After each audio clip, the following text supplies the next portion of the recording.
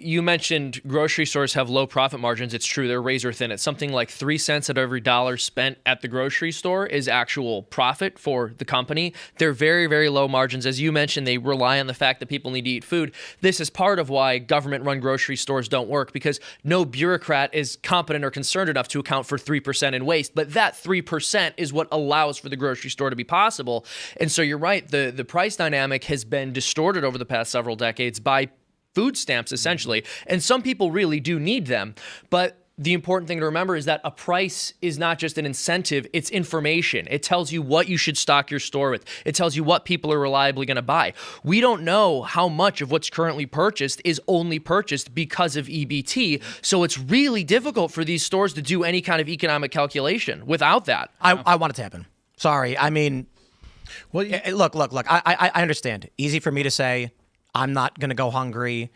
My family's not going to go wanting. And so that's where I'm torn on this, because there are real people out there that get these benefits because they need them. Real hardworking families that are struggling to make ends meet, maybe through no fault of their own. And this was the program was supposed to do.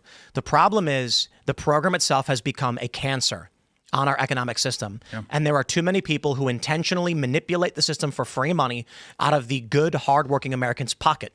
Yep. And so the issue is, in all things, cutting yourself off from the addiction is going to suck. It's going to hurt.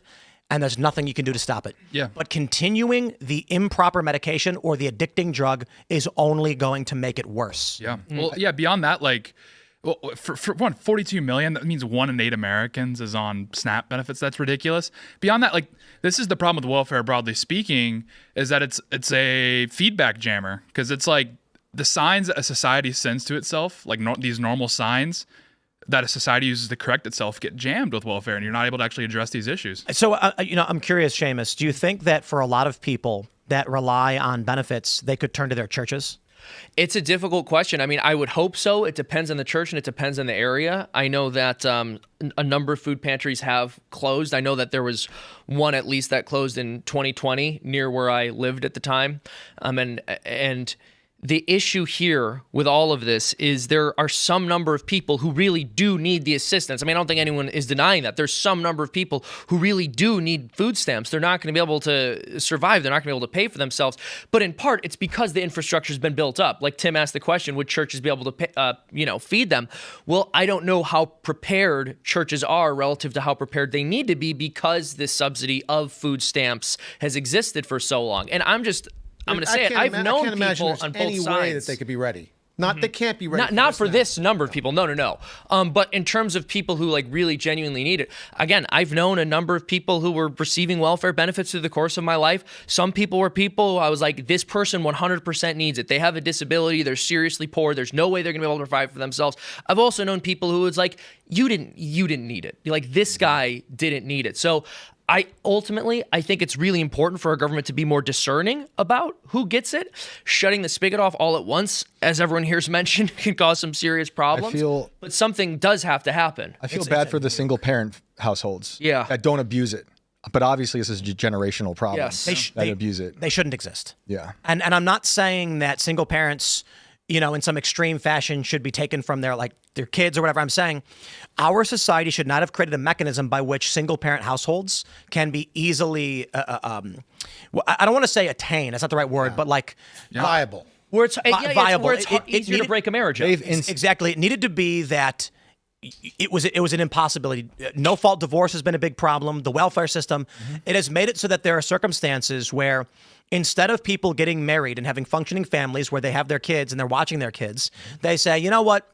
I'm unhappy, so instead of making it work for what is right, I'm going to use the court system, break it apart, and then get on welfare benefits for my kids. Yeah, I'm talking about widows mostly, but I think the government has incentivized this situation with single parents. So they've married these people to the government, and now they need this. Can't be unrung. I'm sorry, I got to read this Ready to Rumble super chat. He said, cutting food stamps right before Christmas and Thanksgiving. Yeah. Bro, if this way, I'm like, dude, it's not going to happen. They're going to intervene somehow. They've got a little bit of wiggle room in there. I'm not sure if this is true in every state, but some states, like, they don't all roll out all the benefits on the first. So it's like on the first, if your card ends in a 1, your benefits load up. On the second, if it ends in a 2, it loads up. So there could be a little bit of some wiggle room in there. They don't have to do it all by the first, but if it goes any significant amount of time, it's not going to be good at all. And we saw with the military paychecks that the private individuals are willing to foot the bill. And I mean, if it's true, it is true. Like, a lot of these grocery stores run razor thin margins. You have to think the execs at Kroger, the execs at Walmart are having conversations right now of like, all right, how much money do we need to chuck at this to keep it going for another 2 weeks? Because the government, like you were saying, has distributed the cost of dysfunction onto the productive class. That's why we're having these conversations. Like, are these churches ready, or is the Salvation Army ready? It's like, that's the way it used to be. Yeah, but can I throw some out there? Well, this is another really important part of this dynamic, which is the way the food stamp program works in this country is that you're able to go buy the kinds of foods that everyone else is able to buy. I know RFK added some stipulations, which I think are good. Yeah, I totally support it. But when we talk about, like, our church is going to be able to feed these people. Now, in the best case scenario, you could say maybe what's able to happen is these churches are able to get inexpensive foods like rice and beans, etc., and feed people who are genuinely starving. But the idea that the churches could ever be capable of supplying 10% of the country with all of the highly processed, more expensive foods that people have been consuming on food stamps, that's almost certainly impossible. There's so many people. Right to Rumble said, Tim will cut your food stamps right before Christmas and thinks he's the good guy. LOL. Wow. Yep, I am. And what I find in these liberals is they're short-term thinkers. They don't plan ahead. They don't plan for winter. And the systems that have been built by these people have been gutting and destroying this country. And now we're at the rock and the hard place position where maybe we need to do it now to avoid a long fall later. I don't like the idea that people get this ripped out from underneath them, a rug pull at the last minute. But the idea that we have so many government systems that have been exploited and abused for decades from people who know they're exploiting and abusing the system, it's unsustainable. Every single day, the socialists say we deserve more of what you work for. At some point, you can't take from someone who has nothing left. At a certain point, you take too much and people stop working. The system's unsustainable. Zoran Mamdani's in New York saying, and I love this, we're going to make the buses free, and we're going to make the buses faster. And I got a question for you guys.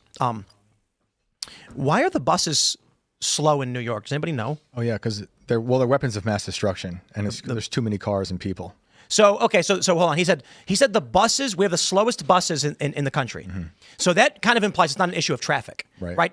Because traffic for traffic, he's saying the buses are slow. Maybe. Why aren't they going faster? I have could it be some kind of, perhaps there's a limit on the bus of some sort? Because of science, you mean? Could there be a limit like on the speed of the bus relative to all vehicles in the city? If anyone out there is 25 miles an hour? Driven in New York City, the buses don't go slow. I mean, you have to watch out for the buses. They're crazy. It's the insane things these people say that mean nothing and make no sense. Buses can go 60 miles an hour. The reason why they don't in New York is because the speed limit is 25. Yeah. Mm-hmm. So he's like, we're going to make the buses faster, and everyone cheers. And he may as well say, Red Bull gives you wings. What I think he means. It's a meaningless statement. What I think he means is he's going to try to limit cars more in the city to free up space. I think what we're seeing here is, he did an interview and he goes, yes, I'm going to tax people more. He's like, because we deserve these programs. It will never stop. It will never stop. And when you do this, what happens is less and less people will work to put into a system, and they will seek to extract from it until eventually the people who produce the system say, I'm done and I'm leaving. Oh, yeah. That's been happening. Anybody who can get out is going to want to get out. And I'm sure there are people who've already left because they're looking at it like, if it doesn't happen this time, it's going to happen at some time. So there's always a prime window for you to get out and maximize your gains. Everybody's trying to sell at once. That's going to be bad. About 1 million people left New York City in the 70s when they were trying to climb out of bankruptcy and taxing everyone into oblivion. Yep. It'll happen again. Thanks for checking out this clip from Timcast IRL. Make sure to watch the show live Monday through Friday at 8 p.m. Subscribe to this channel, and we will see you all there.